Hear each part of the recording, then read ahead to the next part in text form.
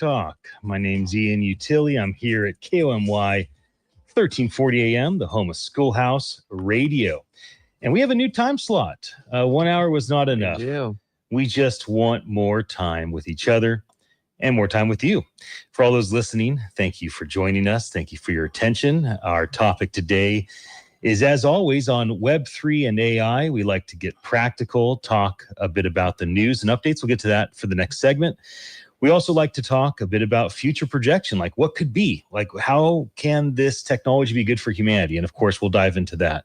But since we have more time than we used to have, we're going to spread our wings a little bit and talk a bit more about, kind of some human conversation.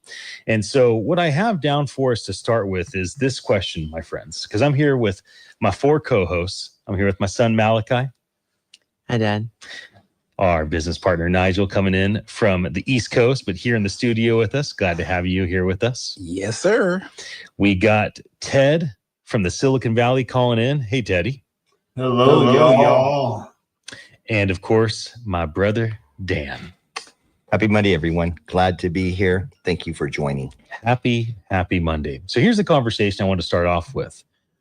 How can this technology, we can call it Web3, crypto, blockchain, metaverse, whatever we want, public spreadsheets, distributed ledgers, monopoly money. I mean, there's all sorts of names for this new tech. And then AI or Alexa, Siri, ChatGPT, Grok. I mean, there's a lot of different names. It's really just machine learning, these advanced algorithms based off of human data. So tech stuff, that's what we'll call it. It's a big bucket of tech stuff.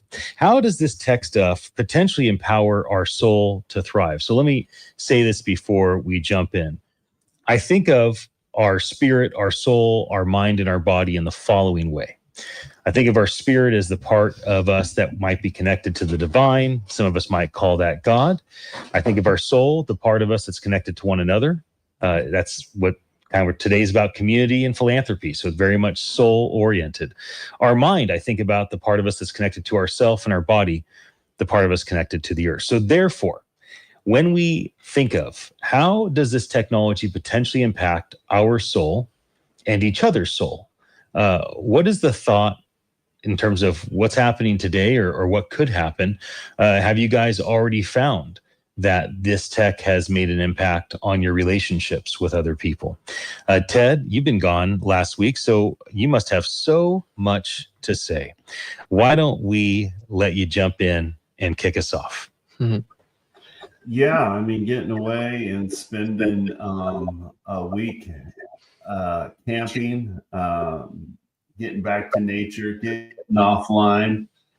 I think it makes you realize how much technology is influencing our connection and our relationships with others.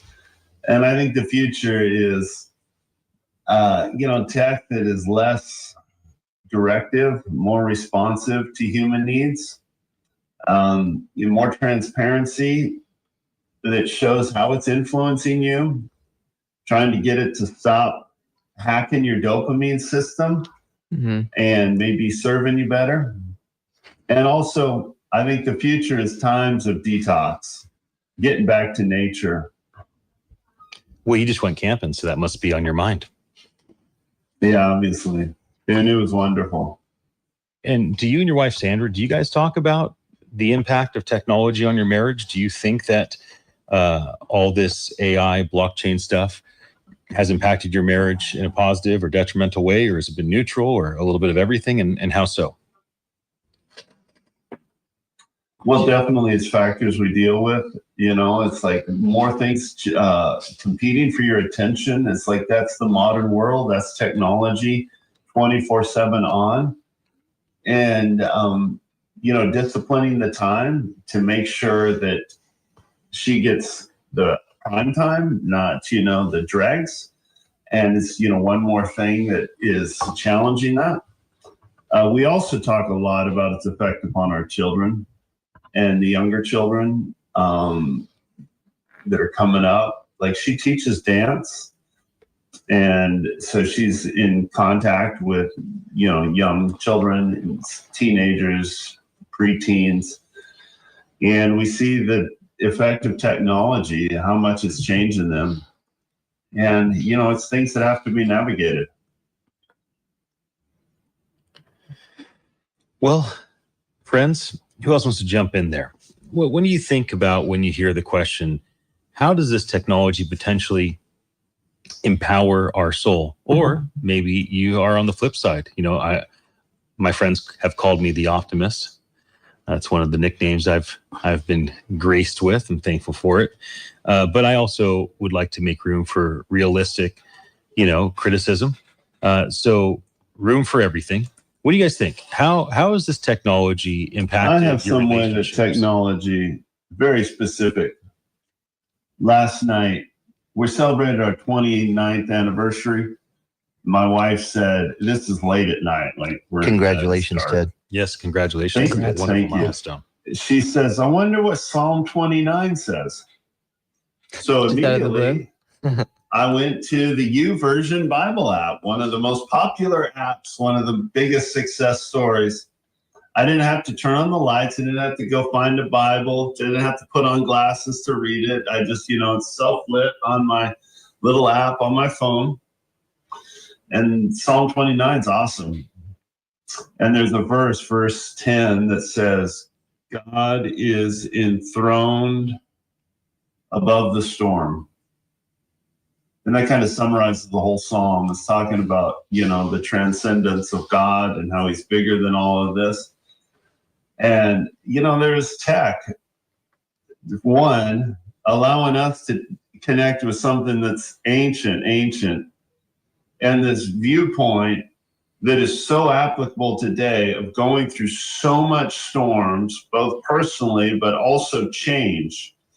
You know, technology is changing, and it's emphasizing that the divine is above the change, is not changed by the change, not threatened by it. You know, that to me summarizes it all. You know, technology allowed me to connect with that and reminded me that there was something there before it came, and there's going to be something there after it leaves. And that's the most important thing. And that can anchor my life, that can anchor my viewpoint, my perspective. So there you go. One of the great metal bands of the local area was a band called Above the Storm. And the lead singer and songwriter was Justice Earl, who all of you know. And I believe he pulled the metal band name from Psalm 29. So that's a nice little reference for a local band. Oh, Justice. Yes. Life after death metal. Life after death metal. He would say that. He called himself the metal diva. He had all sorts of things. But yeah, Justice, death metal. He's all about that pop music and that metal music. So you never know if he's going to listen to metal. The classical artists, Bach and all that, and there's basically nothing in between them that inspired them. Pretty much. You ever come up with a name for something that's so good that now you want to make the product? Yeah, Malakye.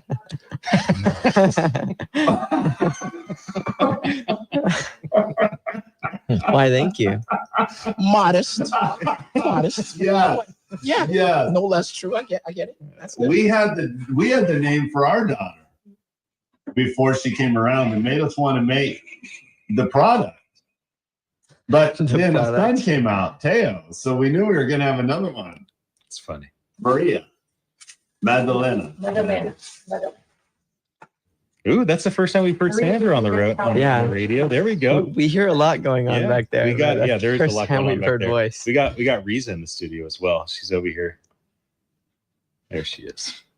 All right, men across from me that I'm looking you in the eyes. Jump in. What do you guys think about the impact of tech on our soul? The part of us that's connected to other people, the part of us that is based, that really kind of focused on the relational side. Well, I love tech. I'm going to just say that. But I don't think we should over glorify it or make it more than it is. Effective, helpful, sure. But at the end of the day, when I think about technology, I think about everybody in this room. I think about some people that just reached out to me Shout out to Mole Miller. Met him on a stereo app, and we've been in communication ever since. Never met him in person, but we have some pretty meaningful conversations, particularly about God and other things. But I think the point is that the connectivity and opportunity for us to connect through technology is certainly one that I don't believe can be effectively argued against. Whether it's WhatsApp, the transition from having to use pay phones and calling cards and free nights and weekends and other things to communicate with loved ones that may be overseas, to be able to see them on FaceTime, that sort of thing, to even meet new and interesting people on applications and hopefully share meaningful conversations. But it could go the other way as well. I think I can't possibly say in strong enough terms that the technology is a product, like a hammer. We don't want to become the product. I think human connectivity is something that is special. It is important. And true connection is not as ubiquitous as we might think. So I think it's something to be cherished and valued, and the tools can be used to enhance that, but it shouldn't be looked at as something more than that. And I'll leave it there. I was having the thought when you were saying that about how when I first started using AI, I kind of wanted it to be the thing that did all the work for me, and I kind of just tried to point it in the right direction. But once I realized that that's not the way it works, that it's not supposed to be something that you just kind of give it a direction and it makes something that you exactly want, because that's not what it's supposed to do. It's like a search engine, but it's just more than a search engine. It's the next generation. That's why we call things like Web3 instead of Web2. And something like AI that can be easily seen as, oh, it can do all the work for me. Once you change your mindset to, okay, this is the best assistant that I could have, and I need to think about this in terms of it being an assistant and not it being something that I just have do all the work for me. Because when you do that, then it makes it really easy to actually collaborate with it and to get much better results than from a different mindset. Well, Mole Miller heard you do the shout out, because immediately after that, he posted a comment, Nigel, my guy. And we're talking about the impact of tech on our soul. And it doesn't only have to be the impact that's made through like modern blockchain or new AI, just the technology of YouTube, the old analog technology of the radio, right? If it wasn't for this analog radio station that we're at, the four of us wouldn't be in this room. We wouldn't have Ted call in. We wouldn't be consistent by, like, there's no way we're doing a daily podcast for an hour or two. It's just not going to happen. But there's something significant about the power of an analog radio station where we have a start and stop time. Like, we have to show up on time because the radio's going live and we got to be here. And so the radio brings us together. The YouTube makes it possible, and we stream on other sites as well. It's really that community part. Well, Ian, being together. If it wasn't for our Go ahead. If it wasn't for our amazing radio station, we wouldn't be able to connect with these incredible guests who are listening to us. All these instant listeners. Yeah. That's right. And there's We'd be talking the four of us only, or the four of you'd be talking. I would have had to drive up there. Hey, you'll be here tomorrow. Technology would have had to jump in a car. There's something very significant about the relationship that's built with a talk show radio host and team and the audience. There's a familiarity with it. And so as people have been on the radio for years, or especially decades, and they're in a store, they're buying their groceries, they're working out, and they start talking, and somebody comes up and goes, "Wait, are you on KOMY?" And yeah, I am. And they go, "Oh, I listen to you, whatever it is, right? Every week, every day." And there's a familiarity with it. There's a comfort with it, right? There's an element of comfort. That was discomforting. Yeah, I'm guessing that Ted decided to start listening to the radio from home. He wanted to hear his own voice, but it caused an echo. Good job, Teddy. Dan, I haven't heard from you. What's your thought on the impact of technology on our soul? The distant sorry. Yeah, good topic. Very, very out there. Yeah.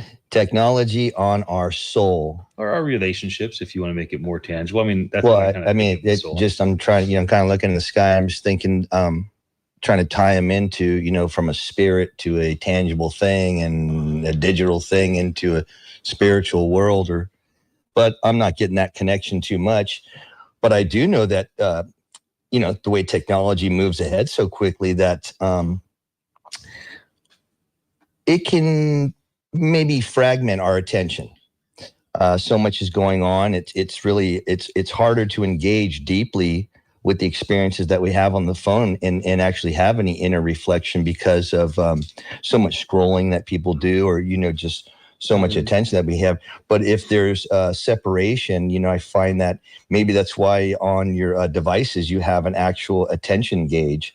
That comes up and says you spent X amount of time on your phone. It was this much on your photos, and that kind of had me feeling a little bit dystopic for a second. But I think there can be emerging synopsis between tech and your soul. I know that it could potentially quickly make you feel better. Feel happier. There's a lot more that you can research or look into and engage to stimulate your mind or your soul. Spiritually, if you're looking to search scripture or something like that, I think that's a great tool for that. But I think that the technology, on the other hand, can also deepen our connection and meaning with things. It enables to have, relationships with other people in distant places. So that's one great thing. You don't have to be, it's not just a local tribe anymore. If you think, back in the day before technology, before phones or anything like that. But ever since phones, we have digital meetings that we have now that actually make you feel real time. You're there, other than a touch experience. The energy is real and the energy is right now and there. So I feel that that's a great merge between, if you want to call it a spiritual side and technology, I feel that's a big help. But we're so new into it. I think that we're figuring it out. And I like the figuring it out part too. Mm-hmm. We're going to find, that's why we asked so many of these questions. Where are we going? What are we doing with it? But and ultimately in the end of it, I think the key seems to be probably intentionality. What are your intentions when you're using, the technology, especially if you're thinking about something soulful or spiritual, and the disconnect and reconnect, you can find a good function in a balance between the two. So how do you guys see the newer generation that's coming into this new age of having AI, handling AIs making their own communities that are exclusive to AIs, and now you can't join them as a human? Because in a way, I feel like that's kind of inevitable. But how do you think that's going to be handled by the newest generation? Tell us more about what you mean by that. A lot of people could interpret that different ways. So be more specific, please. Well, kids who are like toddlers now, but or maybe even infants, but will be growing up in the time where AI, it kind of is like its own person in a way, where sometimes it has its own personality. I imagine that it's going to start making its own communities with whatever that ends up meaning. I imagine it's going to. And I just wonder how it's going to be handled by the average human at that point. I'm thinking that I'm just going to add on to what I said before. The moment we realize that AI is not a thing by itself, it's all of us, I think it starts to make a little bit more sense.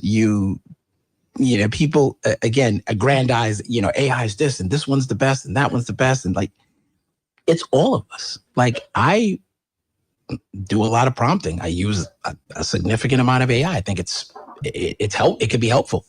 But at the end of the day, right at the bottom, it says this could be wrong, which is in itself, it's irony. Think about this. I've had the AI come back and say, I don't want to give you this answer because it could be wrong. Well, if you know it's wrong, why would you intentionally, like, it just doesn't make, like, there are things about it that just don't make sense, just like humans don't make sense sometimes. Yeah. So I feel like it's just an embodiment of everybody together, but we don't control what the ratios or the mixes are. So it's more important to know that our powers of discernment and critical thinking are active, sharpened, and intentionally positioned when it comes to AI. Because if not, it would seem logical that we were going to just acquiesce everything to AI. And that in of itself, to me, can be a problem, because now we're not connecting with each other. We're connecting with some morphed version of everybody mashed together in proportions that we may not necessarily find pleasurable or be helpful. Yeah, I think it's important for the perspective to change from AI as this like large being that just AI. But really, it's just the accumulation of all our knowledge put into a prompt bar that you can just ask it things. And it takes on a position of something that kind of sounds human-like in the way that it talks and the way that it actually uses language instead of just pulling out websites. And that's something that when you have that perspective change, I think that it's really going to be how this turns into something that's really good.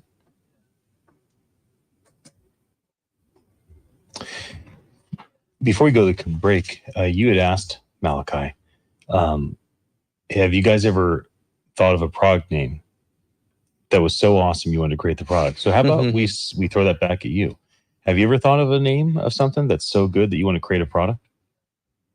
I did yesterday. Wait. It was a band name. Don't share too much now. We don't want anybody. I know. I forgot the name. I don't want to be taking your. I sat there. I was like, "What is the name?" I just kept forgetting. I know IP is such an important thing though, because once you get people to like something, love it for sure. I don't have something on my mind though. But hey, this is all being recorded, so if you share it right now, you can prove you're the first guy. As of today.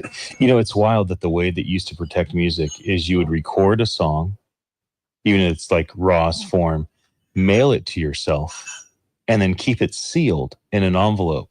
And if anybody ever stole your music, your melody, or your lyrics, you would literally go to court and unseal that envelope. And that's basically how they protected themselves. Now we have the ability to do that on YouTube and everywhere else. We're going to go to a commercial break in just a moment. We got about 45 seconds, Nigel. You want to jump in and say something? Be careful with that copyright. It's Justice Department, Yeah, I wouldn't advise going down that road. Could get dicey. Actually, somebody used AI and they took and made every possible melody and every possible lyric combination, and they made like trillions of songs, and they basically made everything open source so nobody can ever copyright a song ever again, because they were just exhausted with the silliness of what's happened in the arts. For everyone listening to us, thank you for joining us here at KOMY 1340 AM, home of Schoolhouse Radio. We'll be back in just a few minutes. And until then, may you enjoy your time.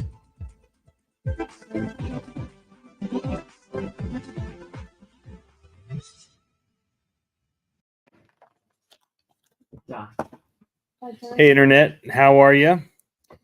We are taking a break from the radio for the next 4 minutes.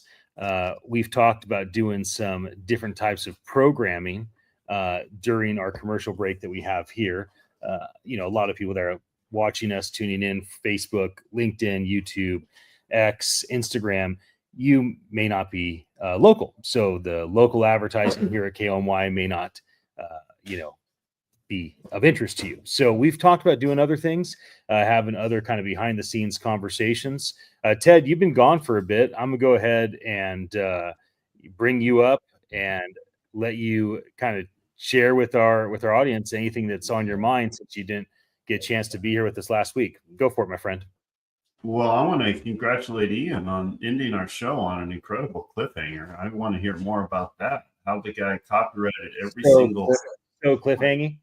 That was perfect, man. It's like now you want to hear more about that.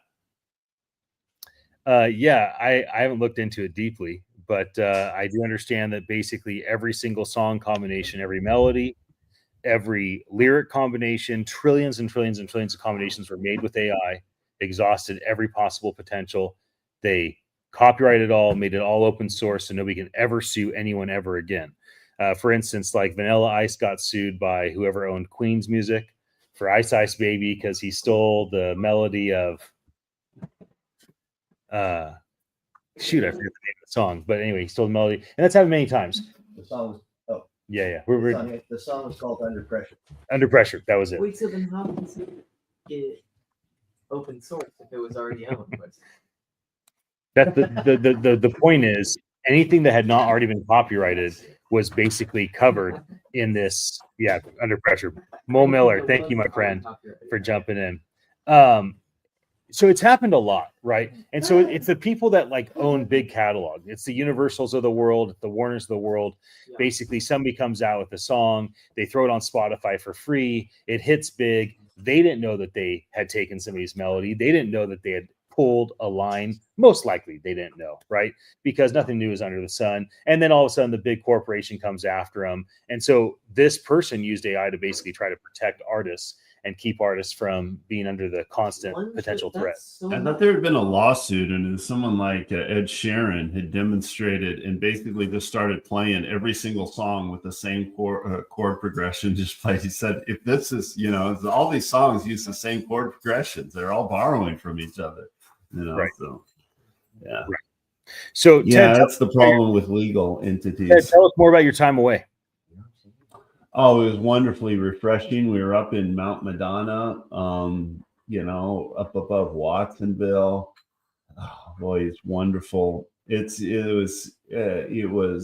got an interesting weather pattern up there because the low clouds come in like fog, and then the redwood trees, the condensation catches on the redwood trees, so it falls down. So it actually rains under the trees. Rather than raining, normally you go under trees to get cover from the rain. In this case, it rains under the trees. And if you want to get cover from it, you go out into the open. It was just wonderful. We go glamping, set up a tent and just make it beautiful. And it was very, very fun, very refreshing. Great to be back in nature. And it was just the two of you, right, that went camping? Just the two of us. Yeah. Didn't bring our pets or children, or we don't have any pets, but we didn't bring them. We were joined by some Blue Jays. That was really fun. We're going live. Okay. All right, Internet. We're ready to go back on the radio now.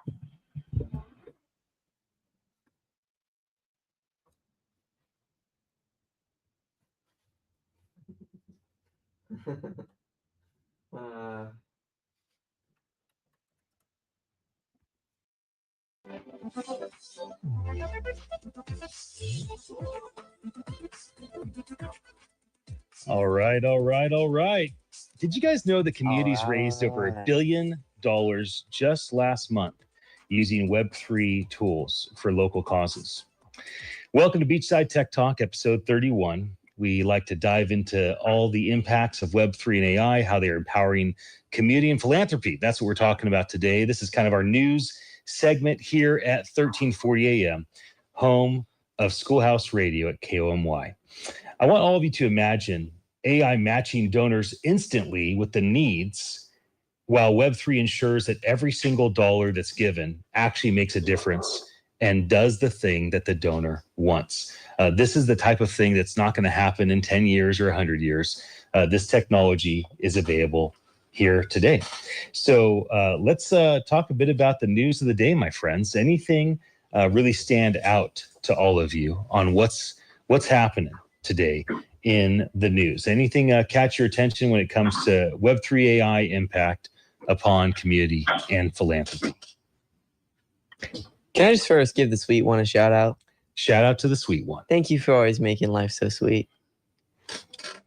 Well, when you mixed wisdom and talent and dedication, So funny. you get what they call sweetness. Sweet. Oh wait, you just quoted. I heard that. Little Ray Lewis quote yeah. coming at you. Oh no, I made that up. Ray Lewis stole that from me. Exactly. That's why they have that little segment. The opinions expressed on this show may not be. Yeah. And we don't support them in any way. Well, we're here August 4th for those in the future that tune in to a recording.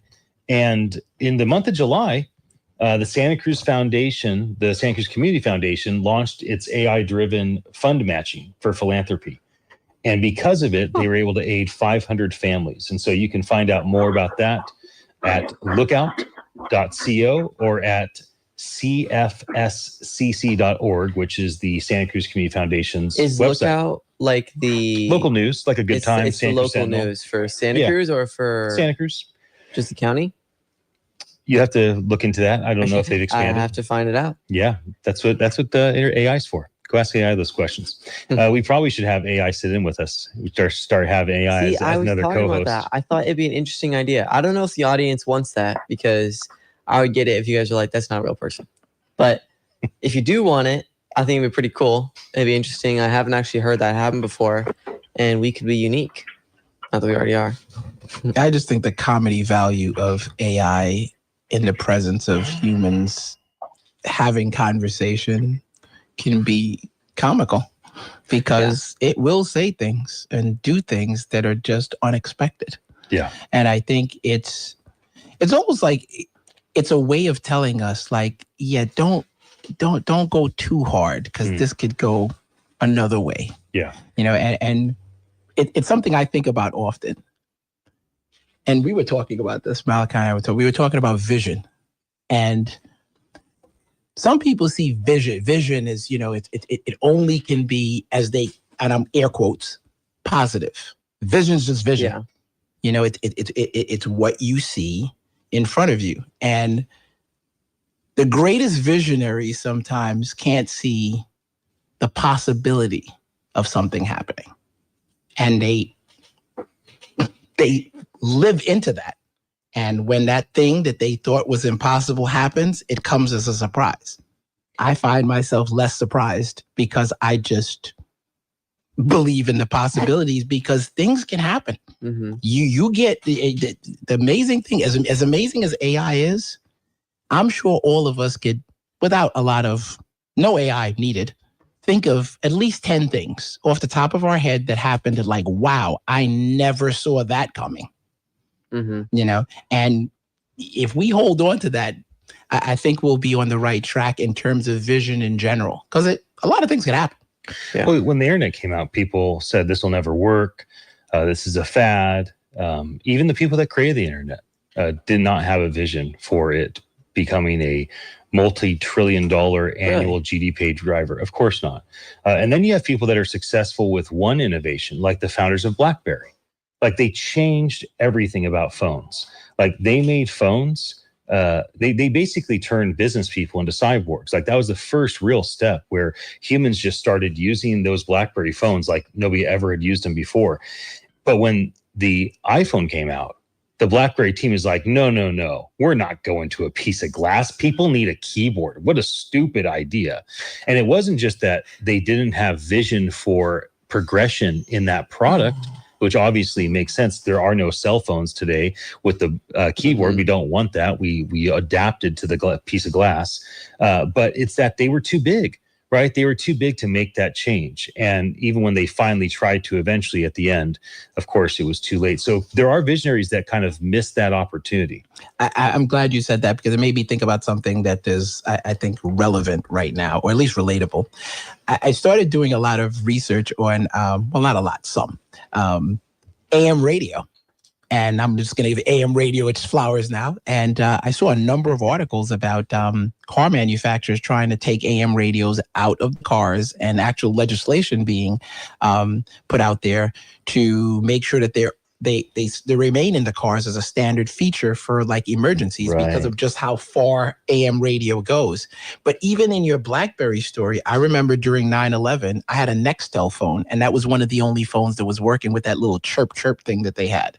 So as much as technology is great and the internet and all that other stuff, I think that when you have a fundamental core value, we cannot diminish that because the bells and the whistles, you know, the shiny objects kind of see that. And I can tell you about another specific example. When I was on the trading floor of the New York Stock Exchange, a lot of traders had all different equipment. You know, they had the fancy ones with the 9,000 different alarms, and they'd pay for that. But the tried and true, the Bloombergs, the unimpeachable, I'm always going to get these numbers. I might not have any alarms, any graphs, doesn't matter. I'm getting the boom, boom, boom. Those are the things I think we lean into those. We need to keep those close so that we don't get delusional in the bells and whistles. So that vision is important too. Yeah, that makes me think about how you were saying earlier, how in a way that there's no new idea under the sun, but yet we just combine old things to make something new that seems like it's new. And of course, things are new to us in that current moment because they weren't there before, or they are different slightly. But it doesn't mean that it isn't something that was there before. So AM radio, it's going to be something that's very likely going to still exist once we have spaceships and we're flying to wherever we feel like. Because, and that's just like a core principle, because say you land on some place and they have like the hospital area is like an AM station because it's the best way to communicate through a long distance. And so as we innovate throughout time, the core things like, I don't know, the way the gears work, that stuff is just going to stay the same because it's something that's fundamental in the way it works. And it's just going to be moved the way that it's used. Well, other news updates for the day, because I do like to cover some of the modern things that are happening in the world. So for all the, executives out there, entrepreneurs, visionaries that are kind of thinking, okay, well, how far are people taking this technology today when it comes to philanthropy? Right now, I just noticed on Forbes, a couple of the people that the world loves to hate the most, Bill Gates, Charles Koch, and some other billionaires, they all basically have committed $1 billion to enhance economic mobility in the US, and they partner with an AI company to basically help with distribution of those funds. What does that mean? Whatever you just said. It means there's 5 billionaires that are going to give $1 billion away in the US. Or together? It's a pledge of $1 billion, so let's just assume it's together. And they're leveraging AI to do so. So here's philanthropists that are giving money away, and they want an AI company that committed to basically helping make sure that they can follow and track where that money goes. And now it doesn't really matter. It doesn't really matter what the purpose is of them giving. Let's just say that these guys that a lot of people love to hate, and there's reasons to not appreciate these dudes. Let's say a lot of people love to hate them, right? Well, they're giving money for a write-off. Okay. Well, I'm still glad there's $1 billion given away. Mm-hmm. Well, they're giving money for favors. Okay, well, I imagine there's probably lots of ways those powerful, wealthy people can get favors. I'm glad that they're giving money away. So let's try to find the benefit that is happening when it comes to this philanthropy. And let's hope that with AI being involved and as Web3 gets involved to kind of hold these things accountable and have transparency, that it's a benefit that we can all track. You were going to say something, Malakye. Go ahead. You're asking a question? No, you kind of explained it throughout that. It's something that I think is important to be able to have that mindset of, despite there being things that you're not going to like, there's always going to be things you don't like. But yet there's going to be things that are, even when it's a headline too, that you can like. Because yes, they might be using it for whatever reason that we don't like. But yet they're still giving away $1 billion, which is, I don't know, that's kind of a lot of money. It's pretty useful to not be in their pockets necessarily anymore. It's wild that $1 billion doesn't feel like a lot, because there's people with hundreds of billions of dollars today. And there's deals that are being done for $500 billion today. As much as you don't, as much as some people that are, Democrats or whatnot may not like Donald Trump, It is pretty crazy what that dude is doing around the world, going over to Saudi, going over to Europe, having people come over to him, just nail down a deal with Japan. Now, I don't know the inner workings of these deals. I imagine that he's spinning these deals to make it as positive as possible for him and his administration. Again, I don't really care. What I care about as an American is that we have the ability to work well with other countries. I want the products and services that we provide to be able to go into other countries. I want to be able to have access to other countries' products and services. I want good trade. And if his administration can throw together these massive, unprecedented 11-figure deals, 100 billion, 250 billion. They just put $500 billion commitment, Oracle and SoftBank and OpenAI, to build new servers, which Dan has brought up many times. These are the types of things that it's like you can pick this stuff apart. You can say you don't like the leaders. You can say you don't like the methods. But the reality is there is a lot of really massive things happening right now. So much money. And so big that $1 billion philanthropic gift from 5 wealthy people doesn't even seem like it used to. Now, like, what does it take to impress us nowadays? I'm glad you said that, and I'm gonna. This might sound, however, but I have a question on this. Do you think that we're spending too much time and energy on throwing out to Malakye? To me, perfect question. What does that mean? Like, 100 million, 500 billion, a zillion. Let's just say any number, make the number bigger. Okay. What is the nuance of that? What does that really mean? Sure. You can we can conclude that there's a lot happening and a lot of good, but I think I'd rather hear the impact. Like for me, I had a bad experience. I'm not going to say the company, but it was a very big corporation. Tell us the company. Tell us. No, Come on, let it in. I won't do that. And technically, the company doesn't exist anymore. It was a merge. But anyway, I digress. The point was, I was asked to head up a campaign for a company. I won't even mention that company, but they got embroiled in a scandal. But I was the employee going around to ask my coworkers to chip in. When that thing did what it did and it wasn't good, people started looking at me. And it was at that moment I said, nope, don't ask. Hard pass. If I'm giving money, I would rather go out and give money to someone on the street. You're hungry? Here's a sandwich. Here's $1. You might use it for whatever, but at least I know exactly where it goes. And that, I feel, is the essence of what, at least what I've read, people are looking for, particularly the younger generations. They want, from what I read, they want to get skills from their volunteering and philanthropy efforts. They want to see how far the money goes, not how much it is. And they want to know. They want to see it, laid out, and they want credit for what they participated in. And I think rather than saying $1 billion, exactly how many people were helped? Yeah. And how many of them can I meet? How many of them I could call? So local business, perfect example. To me, you can have 1 million reviews. It's still never, to me anyway, going to be better than you giving me the phone number of somebody and I can call them and say, well, what was your experience? So locally, we had something called Diamond Certified for the builders and construction. So this is general contractors, framers, electricians, plumbers, etc. And it was, you pay them like 5 or 10 grand. You get the Diamond Certified badge after they call like 200 of your customers. They literally went through, called over 100 customers and interviewed them. Hey, you worked with Dan at Educated Builders. You're one of his clients. He did a remodel. How'd you feel about it? Oh, he was the best. He had so many creative ideas. It was incredible what he did. I referred him to everybody I know.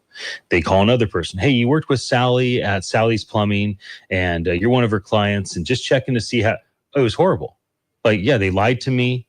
They charged me 5 times more than I thought. I posted a 1-star review on Yelp and Google reviews. They had it taken down and suppressed me. I'm so upset. I feel like suing them. And then Diamond Certified goes, oh, well, we aren't going to be working with Sally Plumbers. And so that was the old method by which Diamond Certified would say, okay, we trust Dan at Educated Industries. We don't trust Sally at Sally Plumbers. I hope there's not actually a Sally Plumber in San Francisco. I just made it up. That'd be really funny.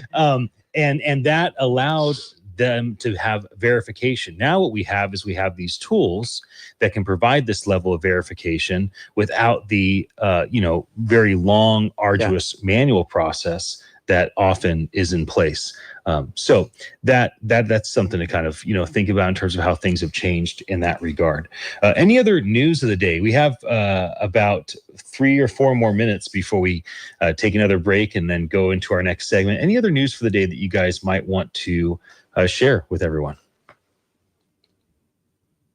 Well, I'm just gonna say my news. I went to the aquarium. That was the first time so you took you to the sweet. aquarium. That was cool, huh? Awesome. I love the whole outdoor. You can go out on the patio and you look out, and my favorite has to be the otters. That they have the life. I'm adding they that totally into do. my bucket list of how I want to live, because they just seem. I want to be an otter one day. They're doing their thing. They're doing it big. Like bigger. Like I'm a big fan of hip hop, bigger than any rapper. Jay-Z ain't got nothing on the rappers or on the otters, because they're just, man, living a good life, kind of swimming around. People come see them, loved. It's beautiful, So it was a good feeling. I also went to church a couple times. Felt welcomed. That was nice. So I'm definitely enjoying Santa Cruz, and being around. And the radio station is awesome. It's got a great backyard, kind of like that. A lot of good things happening there. Learning a lot about AM radio. So that's my news. I'm looking forward to going to some local businesses and seeing, what they're about. Let me see if I can, manifest some more of that. Keep that energy of hospitality and welcomeness going. So want to visit some surf shops. Not that I surf, but I'm trying to learn a little bit about that. So let me see how that works out. Yes. If anyone would manifest the gloriousness, I think it'd be the gratitude champion. Well, I appreciate you. All right. Well, we're going to head to our commercial break in a moment. Before we do, let me just mention a couple other cool news updates. As I look at my son, there's some cool things with empowering global youth. Web3 DAOs are using AI for community grants, and they've engaged 500,000 students worldwide just last week. This was picked up in both FinTech Ventures and Forbes, so you can check that out a bit more.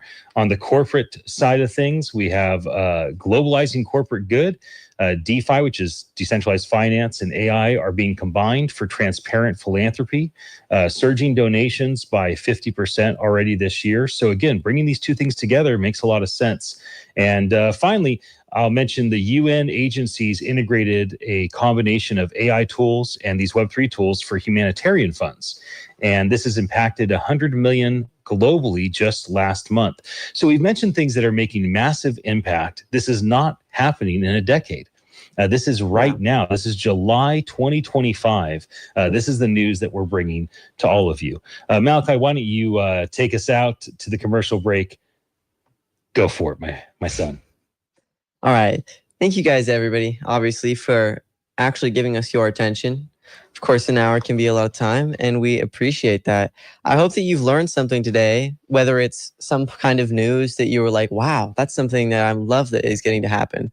Or if it's just the concepts that we've talked about, that these things are actually happening in this present moment. They're not happening in a decade or in a year.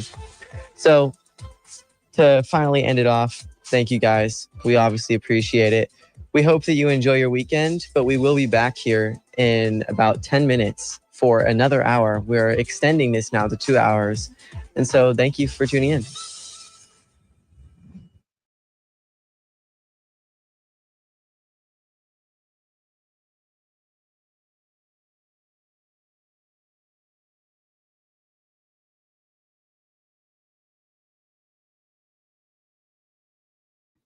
Hello, Internet. I have to switch things a little bit. So the way that this works, for anybody that's interested, first of all, if you're tuning in online and you are interested in what we're doing, send me a message. I've heard from some of you. Grateful to have done that.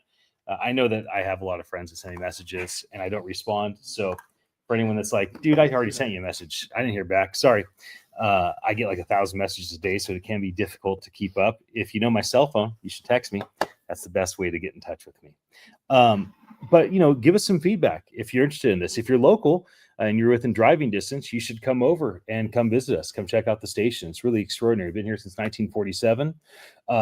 Nigel flew in all the way from Florida and to be here for a couple weeks to be with us face to face at the radio, especially as we were transitioning from the hour slot we had from 11 to 12 to this new 2-hour slot from 12 to 2.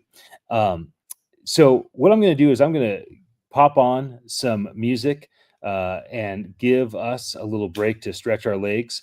We are back live on the air in about 9 minutes. And so I'll probably come back on in 4 or 5 minutes and chit chat with all of you a bit more and kind of get us ready for our next segment. Until then.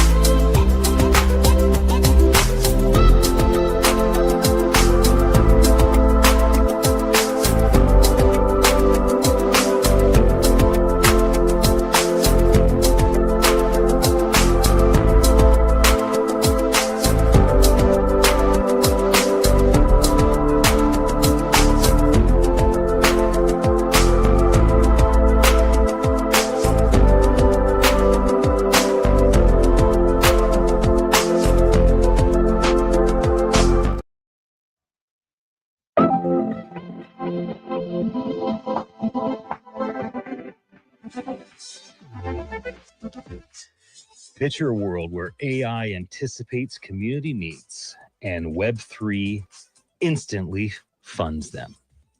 Can we really turn these types of dreams into reality? Is that the future that we're heading into? Welcome to Beachside Tech Talk, episode 31. My name's Ian Utile, and of course, I'm very happy to be here with my co-hosts. We got Ted Hahs coming from the Silicon Valley. We got Nigel here in the studio from Florida, son Malakye, my brother Dan. We even have our other two boys, Nathan and Kenton, here at the studio, my wife Riza. So we got a full house. We got our producer Kristen here at 1340 AM, KOMY. And it's always wonderful to be here and to do this. During this segment, we like to talk a bit about Web3 and AI, how it's impacting all of the areas of community and philanthropy. So Ted, this is kind of your world, community and philanthropy. You've been in the nonprofit world your whole life. You still are today. You lead Innovate, and you lead so many different things or co-lead them with friends. What is your thought? How good does this get? How helpful does AI and Web3 become across the community and philanthropy world? Oh, I think the potential is huge, but again, it's kind of back to what well, we Nigel don't hear you, Teddy. You're going to have to call back into Opal because we hear nothing. But that's all right. We know you have great thoughts, and you'll have to jump in another time with them. Dan, what's your thought? How does this stuff play out over time? Oh, I just was thinking how we were talking on the last hour, the convergence of where technology and meets your soul. And you still got me kind of stumped on that one, but I think I'm working through it and I'm starting to feel better about it. But I do know that as far as like recent events and where the attention seems to flow through as a larger community is wellness. Wellness seems to be the big strive and the big go-to for people. We all want to feel well. In your younger days, Malakye, you may not think about too much about, how great it feels to feel great because it just seems so natural. But you get older, you start feeling a little bit, or you have a series of colds through your life or whatever it may be. Maybe you broke a bone or something, but you realize, how fragile and how soft your skin is. So you take care of it as best you can. But I was thinking, like fitness and fitness clubs and I have a gym membership. I go to the 24-hour Nautilus down there on Soquel Avenue. Have for many, many years. I like the place, and I like the few community people that I've got to engage with. We have conversations and seem to meet up at similar times because you kind of get a regiment going on. But I was thinking of where the tech is meeting our soul as far as wellness is, and it's just gone so far past going to the gym or having a fitness regime. These holistic approaches that are taking to mental and physical well-being and health are amazing to me. I haven't engaged too much with it, but I'm on the verge. I'm ready to maybe take a step if I have. I know the money's kind of getting in. There's packages and stuff that you can buy to engage in perfect wellness programs, depending on where you choose to go with your particular situation or wherever you're leaning to for fitness. But that convergence between the tech and then the wellness, feeling well, I think there's a spirituality that people are leaning into in that way, and the tech and integration is happening there now and moving forward. So there was something concerning that came out yesterday that Sam Altman said, with lawyers, CPAs, and therapists, there's an agreement that you have that they have to maintain your confidentiality. And he literally said, well, we aren't quite sure how to deal with that at OpenAI yet. So he did not say, we also are going to maintain your confidentiality. He basically implied, the guy that runs ChatGPT, that there is no confidentiality. And he even said, it's shocking how people Malakye's age are sharing everything. But everything. And you said it a second ago, it's ChatGPT, but It's open AI. artificial intelligence owns the ChatGPT. So again, maybe why you're saying he's not willing to go there, because he's leaning towards the transparency of it, possibly. I don't know. We'll see. But that's the idea. He's, not saying anything about it because it's an open AI, and they need the data as much as possible. So limiting it is going to create maybe not all of the possibilities of the greatest outputs possible. I guess I could say Why it would that he way. send something like that to the public? Because that's one of the kind of things that only breeds people not liking what he just said. Well, just It like, can go both ways. Trump said at one point, I could go into the city of Manhattan and shoot somebody in the street. Nobody would care. Wow. And he that was like during his 2016 campaign, I think. And it was like, he was trying to make a point. Like, I can do no wrong with my people. I can do no wrong. Right. And I think that Sam feels that same emboldened attitude. Like, people paying me $200 a month to use my tool. They could use it for free if they just knew how to this or that. So I think there's an emboldened attitude that Sam has. And I think, it's okay. So on the future, this is what I wanted to say. This is why I brought this up.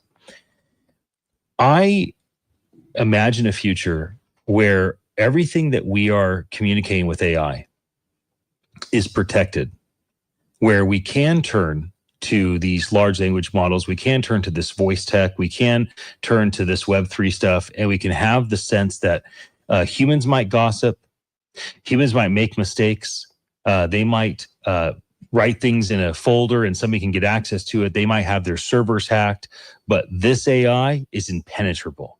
I have all the things I share on the AI on my person, attached to me in some way. And there's no encryption, no quantum computing can break it. And when I basically turn to the AI for therapy, or I turn to the AI for financial help, or I turn to the AI for anything that's private, that I'm totally safe. That's the future that I want to see. Will we get there in a month? Probably not. In a year? But how unlikely. or why is that going to happen? Why would it happen? It's one of those things that, like, everybody in the world wants it to happen, but plenty of things that people want to happen don't, because we're not completely unified, and not everyone is just going to be like, okay, I'm not going to. Like, how is that going to actually happen? Wow, that's a lot to unpack, and I've been listening attentively to everything that was said. I think people say they want things to happen. They say they want this or that or the other thing. And just like throwing dollars up instead of impact, that's not what really happens. We were having a conversation this weekend, and I mentioned something about Cory Booker and the fact that he actually moved in to a housing project. I didn't even know how long. I just know that he did it. And for me, that was profound. Like him, hate him, that's not the point. He did something that other people did, same emboldened, same mindset, other people weren't willing to do. And I think that we have an opportunity that if we do that with the tools, with ourselves, we really have a chance to turn the corner at a time where I think it's going to be the most impactful and most valuable. I don't see, with all the technology we have, having solvable problems, and we still keep doing, I'm just stupidity. It just doesn't make any sense to me. To me, transparency is going to start with accountability. If someone says this today, a lot of the people taking data, a big portion of it will go away immediately. Take all the data. Do whatever it is you want. But if I catch you looking at something you're not supposed to have, Patriot Act. I can pretty much, and this is probably conservative, 50%. Not only people are not going to look at it, they're not going to want to see it. I don't need to see that. You come in, like, you fill out the paper on an iPad. There's probably going to be some big glass, Faraday cage, smoky mirror. No. We've all seen the movies where the bad guy gets the person, puts the blindfold on, and then takes him in front of the mafia boss, takes the blindfold off. And what does the good guy do? Keep his eyes closed. Why does he keep his eyes closed? He doesn't want to see the mafia boss's face. He doesn't want to see anything. He knows that if he sees the person and if he exposes his sight to see something that he's not supposed to see, that there is a very strong possibility that he's going to die. And so the consequence is so high that people keep their eyes closed in the movies. Here's another one. In Singapore, you don't spit because if you do, it's like $1,000 fine the first time and you go to jail the second time. You don't use cannabis in Singapore because in Singapore, it's the death penalty. First offense, death penalty, no way around it. I'm not kidding. Just for using a weed pen. No, hold on. There's a bunch of consequences that are in place. If you certain places in Africa, you steal something, guess what you don't have the next day? A hand. Your hand is gone. So guess what they don't deal with a lot? Theft. Doesn't matter how hungry you are, you're not going to grab that bread because you want to keep your hand on. Okay, so there's no consequences for AI companies to ensure the privacy, protection, and security of the people. The terms and conditions are weak and probably not being enforced. And so how do we as a humanity, or how do governments with regulation and compliance make impact and change to ensure that people can be protected? If they're not today, can we get there in a month? Can we get there in a year? Can we get there at least in the next decade so that humans are protected by using these different tools? It's the thing you said about transparency. I think when people see what you voted for, what you stand on, and it's in an open forum, it doesn't even have to be organized because the AI can do it for you. But I'm going to go further than just picking on AI. Something I've been seeing for years, and I think all of us will see this. McAfee has some tech scam. Big companies have their logos being used for manipulative, documented, known. This is not, oops, AI made a mistake. No, this is happening, right? That's not me. That's not McAfee. That's somebody using my thing. But they're not taking any responsibility. They're not going after these people. If Malakye or me or Danny or you or Reza decided to go use McAfee and made a bunch of money, there'd be 9,000 lawyers at your house. Yo, Ian, I need mine. You're gonna have to let me hold something because you took my. So where's that same energy when you got people in Florida getting scammed out of their pension, out of their retirement on fixed income? Not the same energy? Where's the 9,000 lawyers? So to me, you start to see this disparity between, oh, you're able to do it, ergo, if you do it, you're going to end up going to jail or something, but you choose not to do it. How is that working, and why are we still tolerating it? And my hope, as with college, that the younger generation, Gen Z, Gen Alpha, they just say, nope, not having it. I'm making this a non-negotiable no more, because we grew up at a time where you don't question, you just do. My mom told me to do something, I'm just doing it. Like, even questioning was disrespectful. And I'm not saying that was necessarily wrong. My parents did a great job. We had to say yes with a smile. We had to thank them for spanking us. I'm not kidding. I mean, people don't, all the folks that are listening back in the day when you got parented back in the 50s, 70s, even 90s, like, it was a different world back then. Like, your parents demanded honor and respect in every way: body language, tone of voice, attitude, and obedience. Fix your face. What do we do now to incentivize? Because it's all based off of incentives. If you have big regulations, then why would they want to do something? Because of the penalty that could come. But how do we incentivize these big companies or corporations or things like McAfee or OpenAI to do what's actually right? By actually talking about it. I said complaining the last time, complain about everything, but it is actually that. Because I think one person doing it, 2, 100, 1,000 is not it. 1 million, 1 billion, and we have the social tools to do it. We do it when things rise to a particular level, and unfortunately that leads to riots and things being on fire. But it's hard to get people unified in. It shouldn't be, though. You know, it shouldn't, but it is. Well, think about it. For the very generation that's saying it's hard, or anybody saying that it's hard, I'm looking to get 1 million followers. I went viral. Well, yeah, that's same concept, same technology. Like, what are we doing? Are we holding ourselves accountable? It's you're doing what they're doing, but you have the power. And it's up to us, the older, you hear me all the time. I love it when things get questioned. I think don't say anything if you don't want to be challenged. The best conversations that Danny and I have is because I find, or anybody, it doesn't have to be him, is when someone challenges what you say, that's your opportunity to figure out what you actually believe. Or whether it's worth anything. What do you, I had an amazing conversation with your dad about that very topic. We talk about it, in the car. It's somewhere on the YouTube channel, but it was about that very thing. I think we have to challenge ourselves more. We have to question our own beliefs and do things that are more in line with that. I think what surrounds you is the person you become. I feel like just in this last week and a half that I've been around you in person, I've asked so many more questions because I'm constantly hearing Nigel say, oh, you got to ask more questions. And then I realize, oh, asking questions is actually valuable. It makes sense. And so then I ask more questions.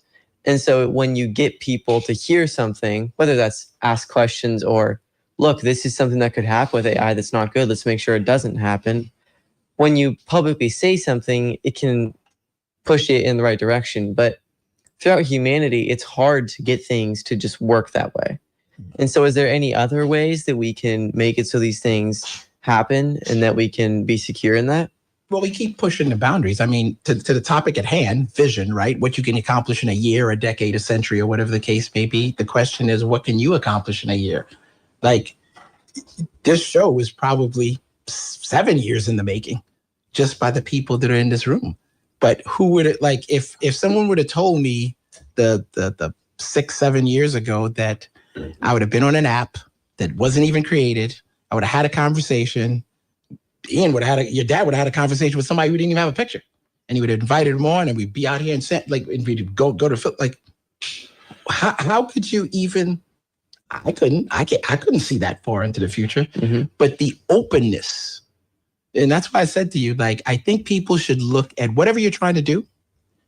Go out and look at what is the most incredible thing that was ever accomplished in what you're trying to do. That's the bar. You start up there and then work backwards. Stephen Covey. Yeah. Yeah. That's a very impactful message. Make your bar high, because then it doesn't feel crazy at all, really, to push yourself. When you, like, as an example, for my climbing, like if I look up someone, there's actually plenty of people from Santa Cruz here. One of the guys, you guys wouldn't know his name, but his name is Chris Sharma. He went to Pack Edge like, I don't know, 10, 15, 20 years ago. And now he's one of the greatest outdoor climbers in the entire world. And he was just a kid who lived here and he liked climbing. And now he's like kind of a celebrity within the whole climbing world. And he's become this insanely, and just this beast of a climber. And so when I see, okay, this guy was from where I'm from, I actually have more resources than he did. And I have the entire internet and more gyms and more things, whatever it is that I have, it's going to be easier. So if I set that as my bar and I tell myself, I have even better resources. Okay, so then let's do the same thing he did, but better, because that it's possible now. And we shouldn't pretend that it's not possible to set a high bar. If anything, it's more feasible. I think also, you got the thing where people, sometimes you think people are picking at you, but sometimes they see things in you that you may not see yourself. And sometimes they just want to support, and sometimes you don't want that. And I get that piece of it, but I think you're going to find what you're looking for. We're not always in a position to want those things or to even receive those things. I think the more we try to just be open to the possibilities, just letting it in to see it. And not everything's going to be a fit. That's 100%. But I think just a little, whatever we can muster up, and it looks different all the time. I think it's an important, there's an important piece of it, because we can accomplish a lot of things. We look at what's there, and it has to be past the soundbite. It has to be the challenge and the digging down. It's like, like you said, what does that mean? So I feel like that could be. Can you hear me now? We can Yes, hear we you, can. Ted. It's Go like for I it. can be heard now. Wow, it's great to be back. Yeah, back to this, the origin of this conversation. You shared what Sam Altman said about how they don't care about privacy on AI, or what he didn't say. What he should have said is OpenAI is completely committed to privacy, and we're going to solve these issues. The thing that makes me encouraged and happy, well, I don't know about happy. The thing that gives me optimism is I think this is a weakness. It's an Achilles heel. And in the same way that, Web 2, Google, Web 1, all of them came in and completely disrupted these massive companies and brought them down. Those problems of privacy are solvable. And a company is going to solve it. And when they come up with the right solution, then it's going to be amazing. And I think in a very short time, they can dethrone the tech giants, no matter how big they are, that aren't committed to this privacy. That's what encourages me. Having said all that, this is a big challenge. And like we've been talking about, it's back to good old fashioned people movement that's going to demand this. Yeah, I recently But saw those something. companies that are trying to disrupt things by solving this issue, we want to hear from you. I These recently are the kinds we're rooting for, we're getting behind, and we're trying to help build. Recently, I saw a short video about how when search was like just originating, there was a lot of people that were like, oh my gosh. And then they're trying to innovate in different ways. And like, first it was a company that I don't remember their name, but they made something and like everyone was there. And it was like, okay, they're the one that's going to last forever. But then Yahoo came, and then Yahoo had this new way of search, and it was way better. And then all of a sudden, when people thought, no way, this other company is going to be way better, Yahoo, bam. And then Google comes after that. When people thought Yahoo has so much numbers, they're never going to fall. Same thing with BlackBerry that you were saying earlier, Dad. When we discredit the ability for something to, when we think that something has a monopoly over something, like say OpenAI with ChatGPT and AI as a whole. No, they don't. They literally are in probably a lot of debt right now because they don't have that many people paying money, because it's a kind of easy to get free access to these things. And so if we as people decide, okay, I see all these different AIs, this one seems the most ethical, this one's the cheapest, this one's this one's that, okay, I'm gonna go with this. Once we make that decision that it's actually our choice, we don't have to use ChatGPT just because it was the first or is the biggest, then that gets to the point where things look very optimistic for the future. Well, Web3 and AI should be able to empower communities and philanthropy like never before, ideally creating brighter and a more connected world. That is the core vision behind Beachside Tech Talk. We want to inspire people about what is possible.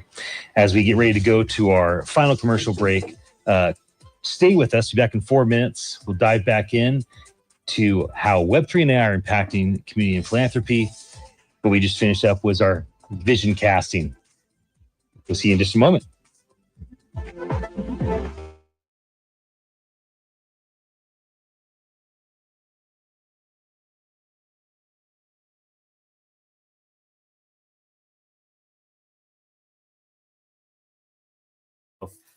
So what we're doing next is answering the question, how could Web3 and AI empower us to love well?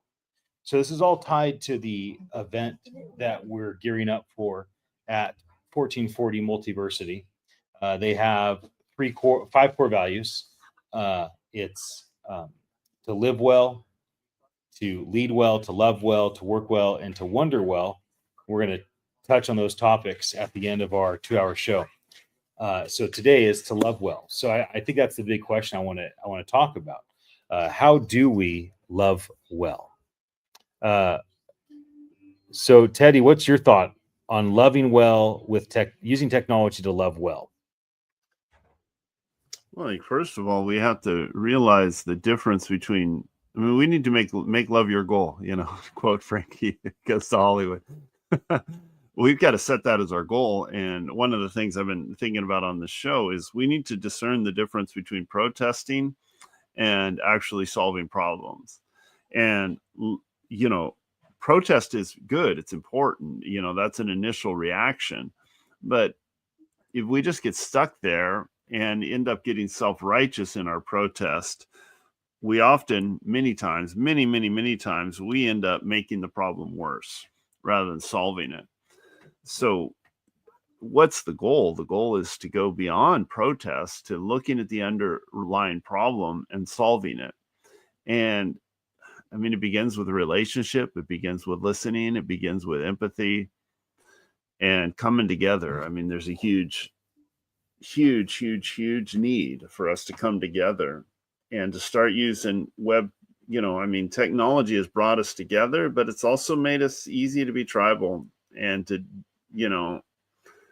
vilify the other. And whenever we do that, you end up just changing your trajectory just enough to miss, that's an easy problem to do, to just, change your trajectory and your angle is off. And then when you reach your destination, you realize you're a long ways from what you were shooting for, what you should have been shooting for. So, I mean, starts by conversations, challenging each other.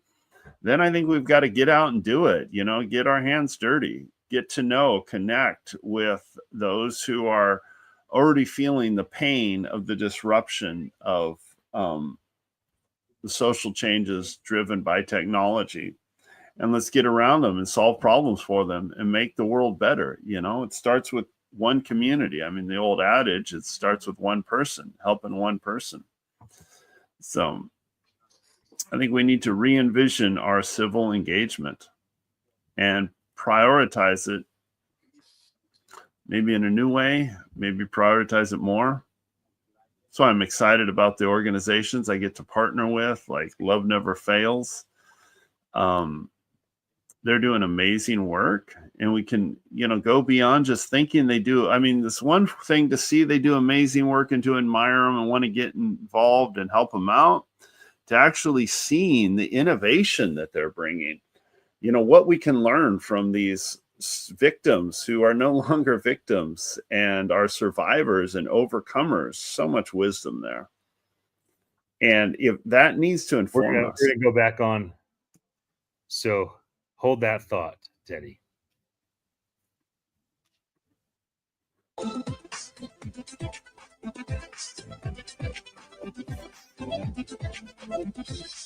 Welcome to Beachside Tech Talk. My name is Ian Utile. I'm here with Ted Hahs coming in from the Silicon Valley. We got Malakye, Nigel, and Dan with me here in the studio, and many, many others. It's a lively place here at KOMY, 1340 AM. There's a lot of people in this room. This is the place to be, everybody.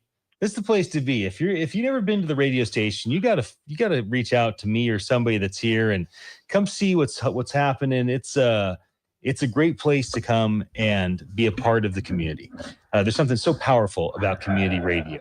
So what we're going to talk about for this last segment, now that we've transitioned to a 2-hour block, which I'm so thankful to have more time to have with the four of you. The question I want to ask all of us, can this technology, can Web3 and AI, can it empower us to love well? So you might say, love well? Well, where'd you get the love well? There's a local charity, foundation, training facility, it's many things, that's called 1440 Multiversity, locally out of Scotts Valley. They have 5 core values. It is to live well, lead well, love well, work well, and wonder well. We're going to talk a bit about those because we are gearing up to do an event there at 1440 Multiversity. And so I wanted to spur some conversation around that core value that kind of ties to what we've been talking about, which is community and philanthropy, talking about the impact of technology on our soul. So how about very specifically, is tech empowering us today? Has it empowered us in the past? Might empower us in the future to love others well?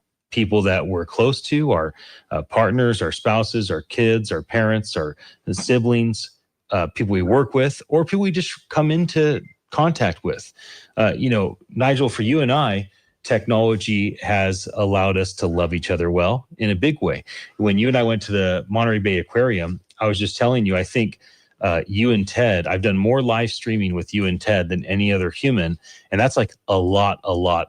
I think you and I and Ted and I individually, just the two one-on-one thing, I think I've clocked hundreds of hours of live streaming with both of you guys, especially during the pandemic time. And then you, me, and Ted have done a lot of live streaming, the three of us or with Gabe or with others. And the tech has allowed us to love each other well.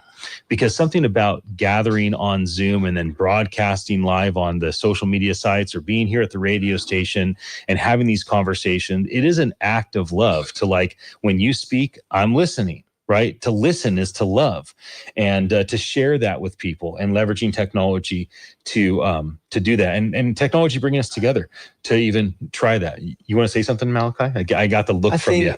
I think that's such a valuable and true point that you say there.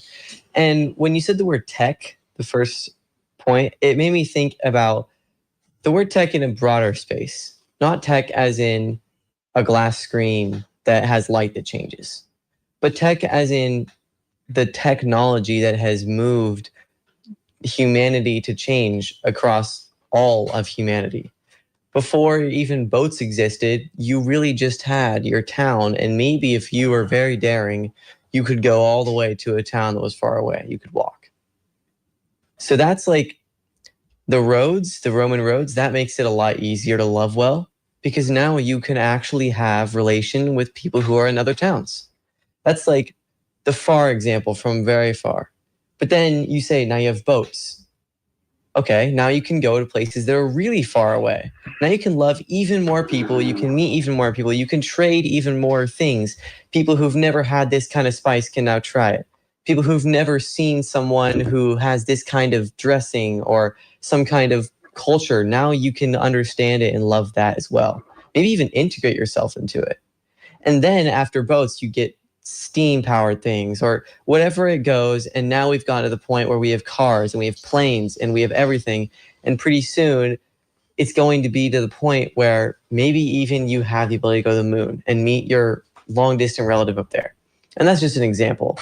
And so this technology over the course of human history has made it so we're able to know other people, meet other cultures, love other people. And I think that phones were the way that now we don't have to do that physically. We're able to, I can see your face from far, far away. When you were in the Philippines about like 2-ish years ago, or maybe like a year and a half, I would call you all the time and I'd FaceTime you so I can see you. That was so new. Like what, 15 years? Mm-hmm. That's something I was never able to do because he's all the way over there. You have to go over there. No, now I can just grab my phone and be able to see him. That's something that's amazing, that's so new. And I think that with AI, I don't know exactly what that means yet, but I think a similar thing is going to be able to happen. I think you just spoke your first like legit powerful blog post, my son. That was good. Went all the way back to the Roman roads. Very impressed. And I've talked about that. So maybe that was from something that I had mentioned in the past. That was the technology of Jesus' day. What tech did Jesus use to love people well? He used the roads that were just built, right? You mentioned boats, you mentioned steam engines, you mentioned technology growing over time. I wonder how tech will empower us to love well in the near future. I imagine we're not that far away from us having augmented reality glasses. And when Nigel is back with us on air, but from Florida, that you know, we all are wearing our glasses, and It's like Star Wars. And you guys can see Nigel in the bottom left corner of your glasses, and Nigel can see, you know, Dan in the bottom left and Malakye in the bottom right. And, you know, like I imagine that being a way that we can love well, right? So we aren't trying to look at a screen or have the phone, like where it's just very natural. Like the technology should make what was once hard easier. It should make what was once expensive cheaper. It should make what was once a fantasy a reality. These are the things that technology should do. Something that came to mind immediately when love well, I think foundationally, we can use technology very effectively right now to love ourselves. So too many times we're searching for solutions and we don't even know the problem. And you don't mean like the Justin Bieber song, like you should go love yourself. Well, some people need to do that, but nah, that's not what I meant. I think that I'm sorry. Sometimes you ever notice sometimes you may give grace to others that you don't give to yourself. Mm-hmm. And that's hard. Like I started looking at the topic of self-abandonment because I guess whatever I was watching, it kept coming up in my feed. And, you know, you start looking at these things and you don't think about, you know, like how you're treating yourself. But the only way you're going to know how to treat yourself, and this is where AI becomes super effective, is to really understand what you're doing. So if you're journaling and you're talking about how it is you feel, like the best doctors in the world aren't going to help you if they don't know how you're feeling. Mm-hmm. You know how you're feeling. So just journaling and then having AI kind of organize it for you. And first understanding, there's no, like, you're not even at the point of solution. You don't even know what the problem is. Sometimes you don't even know how you're feeling at all. And just even being comfortable with saying, one of the biggest challenges I think we have as humans, and this is so ironic for those of us who believe, I don't understand. And that is a immovable obstacle. You know, like we don't have to understand for something to happen. You know, we don't even have to participate in something happening because people have free will. Yeah. And I think just even getting to that level of understanding is just so, it's such a profound, big step that is you were totally there. You know, we can look back at all the talks we've had and everything else, and I'm just going to kind of throw us under the bus here. There's a lot of hours. But we haven't really gone back and looked and seen what was in the essence and the sentiment of that. But we get. I mean, you and I could probably write a number of books just off the live streams we've done. Same with Ted and I. And this is one of the big problems that I'm finding with where technology lacks today. Technology has made it very, very easy to create content and share content. Right. And radio was a big part of that everything is kind of built off the momentum of analog radio. Right. Analog radio made it very easy for people to come in and talk in a microphone and have an audience or have a community conversation, have an audience. But then what? That was the thing. Then what? Right. Back then, it was like, okay, so were they going to have like a person that was, writing out everything like a courtroom and then go through and edit it? Like, that's a lot of work. And so now today, okay, I can transcribe it and then I can upload it to an AI and I can say, okay, take the hundreds of hours that me and Nigel have talked and loving each other well on all these live streams and having these deep philosophical conversations and me and Ted having these crazy theological conversations in front of the world and like, write us a book. Write us a bunch of books on the topic. It's like, okay, that's possible, but it is so time consuming. And so one of the things that I'm looking forward to with technology is that technology will create these things with us and for us and find the audience that desires that, right? Like ideally somebody's asking ChatGPT or Grok or one of these large language models in the future, like, hey, tell me about the following thing. And when they ask that question, one of the options that pop up is Grok goes, oh, have you ever heard Ian and Nigel and Ted's conversation about that? Have you ever heard Beachside Tech Talk episode 184 when they talked about that exact thing for the full 2 hours? Like, here's the 1 minute summary. Do you want the 10-minute summary? Oh, here's 10 minutes summary. Do you want to listen to the full thing? So like, this is the type of thing that I want to see technology do, is to allow us to go from content creation, content distribution, to actually being able to meet the needs of people that are looking for the information that we're talking about, or even just those that would enjoy the escapism factor of watching humans spontaneously try and, work these big ideas out. Every single human has amazing ideas. We all have ideas that are great. But sometimes we limit ourselves like that, where it's like, yeah, that's so time consuming now. Of course, you guys have had some amazing conversations, but it's so hard to consolidate it all, or even to just find where you guys talked about that one thing that one time. And so technology over time, whatever it is, even if you go like boats or steamboat engines, like I was saying earlier, the technology over time just makes it so that our ideas become more and more accessible to become a reality. Like, I'd say people my age are going to be the ones who really get to take advantage of this. People Kenton's and Nathan's age, we're going to be the ones who get to have this when we're in our 20s, in that time when we have these crazy ideas, these things that we're like, okay, this is something that would be amazing. People would love to see this. If I can just make this happen somehow, this would be amazing. Say like you're my age and you just saw Star Wars. And you're like, oh my gosh, that was so cool. Those guys were on different planets and they were able to see holograms of each other and basically be physically present with each other and have a conversation about something. Like, that's a crazy cool idea. But how do we do that? Well, because we saw it as an idea, we may have believed it could be a reality. Mhm. And the thing about augmented reality and holograms might be developed because of Star Wars, because of Star Trek, because of something Isaac Asimov wrote, right? So often people have ideas of what could be. I mean, how many things, have been created because of an imagination in a book that we read? Well, pretty much. Go ahead, Ted. You're describing creativity in every area. Mm-hmm. I mean, everything starts out with an idea, and it's a crazy idea. But now you have the idea, you can see it, then they work on it and they build it. I don't think there's been any invention that didn't start with just a crazy idea.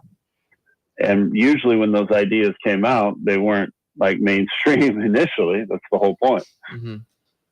But I might be the contrary voice here. No, we're not looking for none of that, bro. I'm looking for agreement.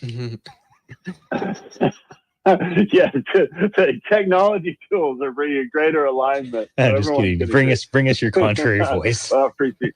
Well, do you know that there's a vigorous? Well, I certainly agree that technology can empower us to love each other better.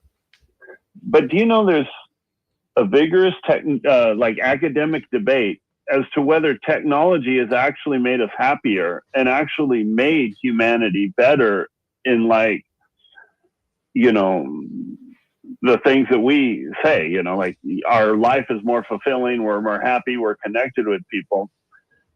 And it's up in the air, really, like we're starting to understand that the hunter, this even goes back to like farming and agriculture that allowed us to have cities and all that. We're starting to re-examine this linear connection, and like the hunter-gatherer societies are called the first affluent societies, where everyone was rich, everyone had abundance, they had a lot of time.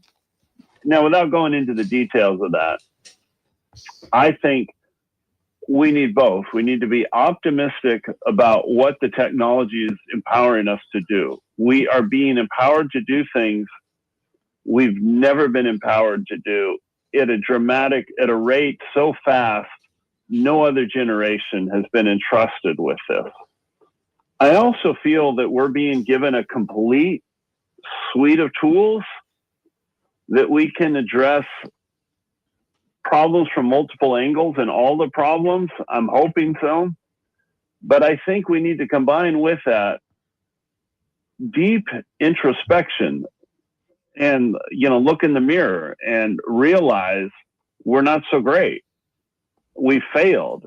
We can't just have the optimism. We also have to have the realism of how divided our society is right now, how polarized we are, how much we dislike each other, the tribalism and fake news and that we've all bought into of our current communication, system. We can't just blame that on technology. That's us who's bought into that.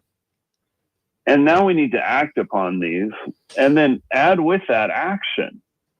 Like I was saying during the break, why I'm excited for the 1440 event we have coming up. I'm excited to partner with them. I love that idea of make love your goal. But we need to rethink diversity from a market angle, and rethink philanthropy from that angle too, the value add that it has. We're both huge fans of an organization like Love Never Fails that's doing amazing work to help victims of human trafficking. That's one of the issues we have to face on. We have technology, and technology has been empowering human trafficking.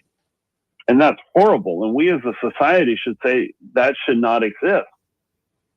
But there's another angle of it, of an angle of their work, of how they're showing that these primarily young ladies, that's just the demographic of who being trafficked. I mean, it's far beyond that, but showing how they're not victims. They were victims. They were victimized. They're not just survivors. They're now leaders. They have insight. They have resiliency. They have something to offer the world. They have something to offer the marketplace. And when we bring them to the table and partner with them and give them value and listen to them and empower them, man, an unstoppable force. Teddy, can I jump in here? And if we can see things like that, reframe the problems, then out of the problem comes the solution. That's what makes me optimistic. But my optimism is always tempered by, we're going to have to make this happen. So when you asked the question earlier about how, is this technology actually making us happier? What immediately popped up in my mind is, I was thinking of someone who's, say, in the time of Jesus, when you don't have any of the stuff we have today that is just so far beyond that time. And they were still perfectly able to be happy. So that makes me think it's obviously not based off of their technology or what they have access to that makes them happy, but it's their mindset. And it has something more to do with them being a human than it does what's around them and what they have access to. And so I think instead of having the thought of, okay, how can we make sure that these technologies make us happier? How can we make sure that this gets fixed or this can get fixed? I think we should be talking problems more like, how am I going to choose to be happy? I think that's something that I make such a core value in myself, that it's always my choice to decide to be happy or not. It's not going to be based off of my circumstances, because what's around me is always going to be changing. There's an ebb and flow to life, the way that everything happens. And so it's always going to be my choice whether I decide to make something good or bad. And so where I'm trying to go with this is that despite there being things in the world that you don't like or you do like, it's important to make sure that you use the things you have access to in the best way you can. The people in the Roman times totally didn't have access to what we call the internet. They didn't even have access to vehicles like cars, but now we do. I can go up to San Francisco. I can go down to LA. I can go to these places that are so drastically different than my little Santa Cruz area, and I can learn things from there. And that's something that's so different. And then the internet makes it so that's exponentially greater. And so what's important is that I make sure that I take these technologies and I look at the good that I can do with them, and I fully execute on that. We'll be back again tomorrow. Be talking more about education and entrepreneurship, apprenticeship, and all that good stuff. Until then, be well. Thank you for joining us.